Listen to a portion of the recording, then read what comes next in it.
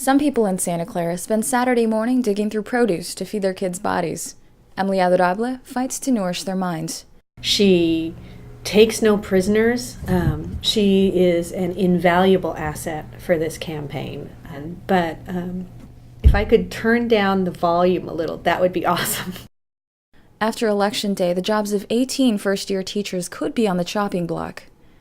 I'm a kindergarten teacher, so basically if this parcel tax doesn't get passed, I don't want to say screwed. Can I say screwed? I'm totally hosed, because basically my kindergarten class size would go up to 30, and we did that years back, and it's like crowd controlled. It's very difficult to teach them anything, ever. The state budget cuts in the 80s sparked former teacher Adorable's passion to save children's education at all costs.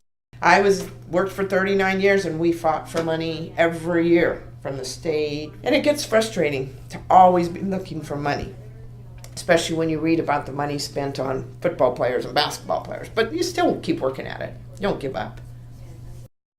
Helping to protect the education system from Sacramento politicians, she became an assistant principal and then a trustee on the board in Santa Clara. Although retired, her infatuation with public schools hasn't cooled. She brings that dedication to the local schools' local funds campaign, running it old school style, knocking on doors and calling people to make sure that they know Measure C is on the ballot. A lot of times you think, oh, you've got till November, but you don't, because these people are, like we said, 2,200 people have already voted. If we didn't get to them, it's too late.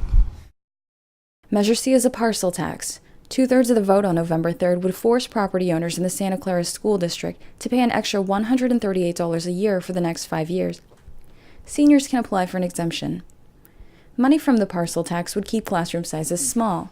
Right now, a kindergarten teacher is responsible for about 20 students. Under the worst possible circumstances, if they lose Measure C, they will somehow find a way to continue forward, but it'll be very painful. Classroom sizes would rise to 30, and the 20,000 teachers who were laid off in California last year would get drinking buddies. Adorable has been crucial in organizing more than 1,000 block walks and more than 3,000 phone calls. I do it personally because I believe totally in public schools. Because public schools serve everyone. We don't delineate. We don't say, okay, well, you can't speak English, so you can't come to this school, or, you don't have the money, so you can't. We take everyone. And we have to educate them all, because that's what the future is. This November 3rd, if voters pass Measure C, the apple of her eye will ripen into enlightened pupils, sprout $4.3 million for the district, and make sure that teachers' careers aren't truncated. Vanessa Castañeda, reporting for Stanford's Silicon Valley Pulse.